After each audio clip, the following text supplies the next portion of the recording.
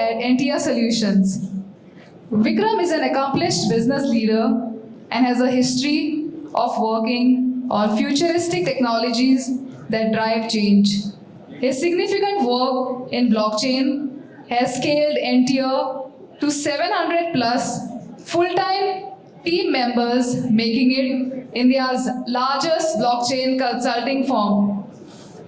As a firm believer in decentralization, Vikram's vision is to address key world problems with blockchain, and in the pursuit of the same, he is also building a blockchain school with an aim to produce qualitative talent for the industry and further make India the Web3 capital of the world. Put your hands together for Vikram R. Singh. Yeah, good afternoon, everyone. I hope you can hear me very well. Great. So, it's a great honor to be standing in front of you guys and sharing my thoughts about our journey and the kind of impact we are making in this in the evolution of the Web3 ecosystem. I was kind of preparing for this kind of keynote speech and was just wondering, like, doing a retrospective analysis, like what we have been doing, what we have done so far, what we have achieved so far, and it just got reminded of a story which goes back to 20 years actually, which I would like to share with you. 20 years back, somewhere around 2001, I used to kind of travel to Delhi quite often. And for a person like me, like who might would never have had kind of like went out of Chandigarh, in fact, because I'm very much a localite guy. So the moment I used to land, enter into ISBT, or maybe after when I was leaving Delhi, I used to go to ISBT. Your conductors out there, they start kind of like waving towards me like Punjab, Punjab, Punjab, try to attract me towards their own kind of coach or buses, right? So I was kind of very amazed, like, so how does these like the people in rest of the India look at us, like when they see somebody with a turban, the very first thought comes to their mind is Punjab. Is that right? Yes. Yes. Wow. And so while coming to this kind of conference, so I thought, okay, let it be like that only. So whenever you see a kind of a person with a turban, the very first thought, the very first word you own in your mind is Punjab. But it will be my humble request today to you guys to start owning another word in your mind, and that will be Web3. Right? I will tell you why. I will tell you why. The kind of impact we are kind of creating based out of Mohali. We are the company, we are the organization which is 700 plus team members, the largest, which makes us the largest blockchain talent pool across India and even in the world as well. We are the organization where 95% of our resources have learned blockchain after joining us. Right? So we have already created an impact in our local region. And our aim is to make India the Web3 capital of the world. So that's what we are aiming at. We are the organization which is taking Skoda to its Web3 journey. We are bringing their NFTs. You will see that pretty soon. We are an organization whose work has been appreciated a lot by Polkadot Foundation, the kind of work we have done, especially for India's couple of unicorns which have come out of our system.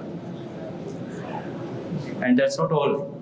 We are the organization which has built, India's first platform, which is very much near to getting accepted in Gujarat Gift City in the field of asset tokenization. So that's the kind of like, the impact we are kind of creating in the evolution of blockchain ecosystem or Web3 ecosystem. And similarly, just like Gift City in India, there is a similar platform called FINRA, a similar platform in US, which is like equivalent to the Gift City in India. That is also like where our platform has been accepted and validated, which has been kind of like backed by the JP Morgan banks as well. And we are also the company which has built UK's first asset operation platform, which got funded by the Algorand as well. So these are the various reasons which I just wanted to share with you, just to let you know, apprise you like the kind of impact we are making in the evolution of blockchain ecosystem and Web3 ecosystem, not only in India but across the globe, because 95% of our customers are across the globe.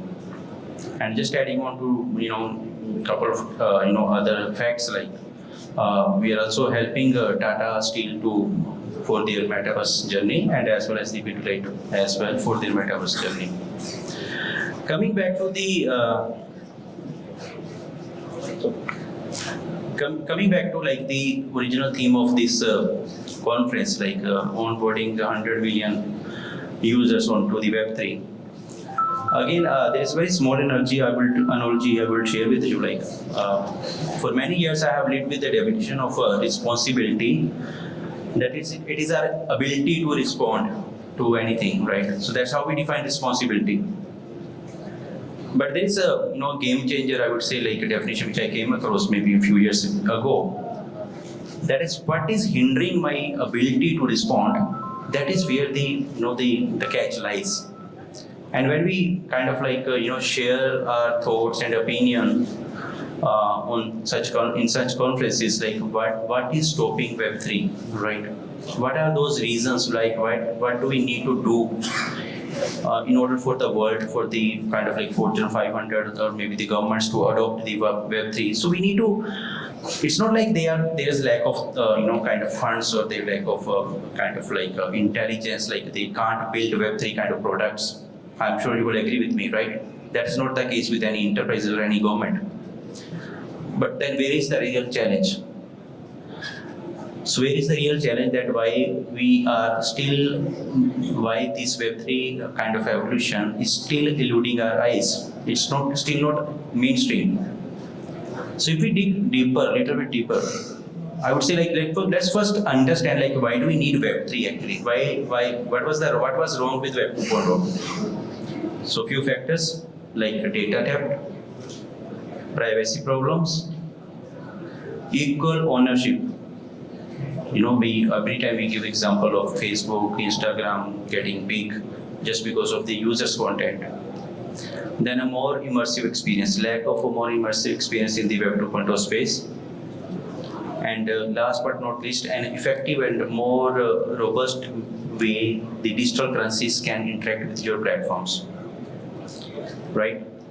So coming back to like what is hindering the kind of our ability to respond to the Web3 evolution, I would like to talk about 3-4 kind of pain areas which as a Web3 community owner, as a developer in the system, we need to do so that we can kind of again like build those platforms which can be adopted by the corporates and the enterprises and the governments, like which can go mainstream as well. So one of the the biggest I would say like the challenge is the lack of third-party protection. Again, I'm sharing my kind of views. There can be many other challenges as well. But what do I mean like when I say lack of third-party kind of protection? So if we kind of like have an account in banks, we always say like the banks are only the kind of mediators, right? They are the custodian of my assets. But if I lose my password in a bank, what does happen? It takes me few minutes to recover the account without any damage, which is not the case with the Web3, right? If I just lose my private keys, then I'm done.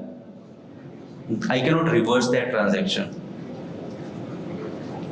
As per there was a report published in New York Times, like it were somewhere around like 140 billion worth of bitcoins have been lost, where either the people have forgotten the keys or lost them forever. So the point I'm trying to make, like then what do we need to actually ensure that like everyone in the previous session, the people were talking about the user experience, but there is more to user experience as well. How can you build like a third-party protection within the Web3 system? And I guess like most of the audience are like also representing the developer communities, like people who are building. So it is our responsibility to build those solutions. I would say like I would like to quote like one latest term which is making a lot of noise, which is called account abstraction. Again, like you can secure your wallet, not going for a external owned account too, but moving towards say like smart contract driven accounts where you can build your rules, you can build the multi-signature facility into those accounts, so that you are fully assured that if you are keeping any asset on those accounts, then you can rest assured that even if you lose them, you can recover them as well. The same thing happened with the asset tokenization as well, like 3643 protocols, like where you can kind of even if somebody hacks you into your account, you can make it declare it null and void all the assets. That's a game changer. Like, but the challenge is how can we come up with those innovative platforms which can solve this problem. So again, coming back to like how we can build decentralized way of kind of like providing these third kind of a protection, but in a decentralized way. Right? That it is a challenging one, but it is not impossible. Then you have the issue of privacy. For most of the public blockchain, like we have either Ethereum or Bitcoin, like all these are very much public. You do a transaction, it is visible to all the kind of like everyone. So I'm like if I'm spending some amount in a coffee shop like through crypto, like anybody can know what is my kind of balance and how much I've been spending around the world or whatever, wherever I go. But again, this is again the kind of a basic, things like which human beings require. So how can we either, though there is like hybrid blockchains and kind of private blockchains as well, but when you talk about like healthcare, you have certain data which you need to share with kind of like with various places. But there are some data which are very critical, which you don't need, which you can't share with anyone unless it is in your control. So again, the challenge is like how can we make those platforms like where we can give the users the complete rights and the options like that they can decide which of data they want to share and which of data they don't need to share. Again, the technology has answer to this as well. And I would say I would give you a hint of ZKP, Zero's Knowledge Proof, like which is kind of like again making a lot of noise, but a very powerful, I would say, methodology to use, where you can mathematically declare without passing on much information to any third party. You can prove the ownership of any particular asset or maybe information by just sharing 5% of the entire 100% information through ZKP. I hope you must be like most of you guys, if you belong to the developer community, you know these things. And these can be answered to my kind of like not only in just healthcare, but you can build multiple application like using ZKP, even like for the privacy, like kind of a on-chain banking kind of stuffs can be done using ZKP. Then there is a governance system. If we look around, like most of the the decentralized platform which come up even today, they incentivize the early adopters, which is against the basic the kind of mandate which DAO offers, like the equal ownership which we talk about. But if we are incentivizing the early adopters, and so how it's happening, like the powers like stays within the very few people like who are the early adopter of that platform.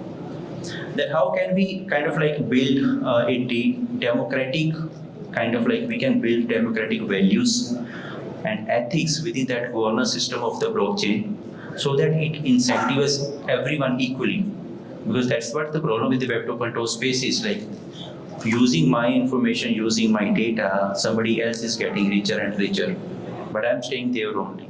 Using my data and I'm using my information, somebody else is like kind of spamming me or maybe kind of serving me different ads based on my profile. So it is very much important that we need to kind of like, build those systems wherein we ensure that the governance models are in sync with the human values and ethics. Then you have a zero state problem.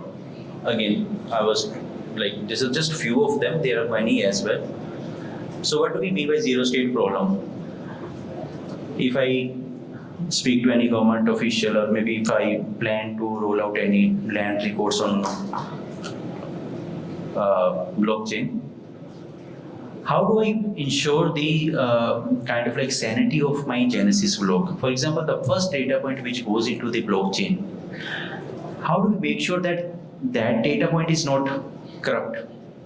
What if I like add a kind of the tempered records onto the blockchain and just start building on top of it? So it is very important that we ensure that the data points which we are gathering, which is going to be the Genesis block or maybe the kind of like needs to be entered into the blockchain, we need to ensure that the source of those data point is also kind of like coming from the authentic sources. So that's again very important part of it, right? So building those models while building these platforms, right? We need to ensure that the protection to the users is ensured, and if you are not able to do that, you need to make your user aware of that. That what are the kind of like the lucanes or maybe the weak spots which the users can be kind of like your things can get compromised. So these are the, I would say, like some of the kind of problems which we need to take into consideration before we actually envision and maybe make the Web3 adoption a reality. And we as entire, I would now also like to talk about one more product which we are doing is a Web3 wallet, where what we are envisioning is a like single click payment system, single click payments across 10, 20 or different cross-chain blockchains. So what do I mean to say when I say that? You got your handles, that one handle is equal to like is sufficient to ensure your authenticity through like identity across 10 plus blockchain and 1,000 plus coins, whatever coins those blockchain supports. So this is a wallet application. Tomorrow, in the longer run, these handles are going to be the Web3 identities for you. These very handles will be able to store any kind of information you can upload, like maybe it be your public information, maybe it be your private information, and you can have full control over whatever you want to share with the customer through whomsoever, like corporate. And the biggest, I would say, the transformation or maybe the game changer which we are trying to achieve and already achieved, I would say, irrespective of any currency you are sitting in, whether you are holding USDT or whether you are holding BSC. And if somebody requests you like maybe X amount of USDT sitting on a different chain, so you just have to accept that request without leaving your base currency. And the person who has requested the assets, he will receive the asset in his currency and you will pay him the assets in your currency, and vice versa is also true. So that's the one vision, one single click payments vision we have seen in a product, which will be a reality very soon. And I would rather request all of you guys to kind of come and see that product, experience that product, and also give us the feedback, because that's going to be the game changer, how we can kind of lower the barrier to entry for anyone to enter into the Web3 space. Again, the vision is not to kind of like penetrate into the kind of competitors' user base, but to expand the market size, like the people who are still kind of like standing at a distance, how we can lower those kind of barriers so that they can adopt that, they can also get themselves entry into the Web3 space. So with this, like, we are very much committed to kind of like drive the Web3 innovation, not only in India and but across the globe. And I would say like we will give our full 101%. The way we have led the green revolution in India, we will lead the Web3 revolution in India as well. And this time, I would say without any MSP. So with this, I would say like thank you very much, and I wish best of luck to the conference organizers. And but feel free to, like, if you want to interact with us, we are kind of over outside as well on our booth, and happy to answer any question and take any conversation forward. Thank you very much. Thank you so much, Vikram R. Singh, for throwing light on the new frontiers in Web3 to supercharge mass adoption.